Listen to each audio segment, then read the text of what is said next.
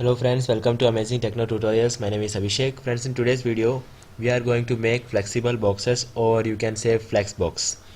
So friends, in this video I am going to show you the whole process of making this Flexbox, as you can see on your screen. Let me minimize this screen. See, here these boxes are responsive. So friends, in this video I am going to show you the whole process of making this Flexbox. So friends, before starting this video, please subscribe to this channel and press the bell icon so that I can bring more videos to you and you can get all the new notification whenever I upload a new video. So friends, let's start now.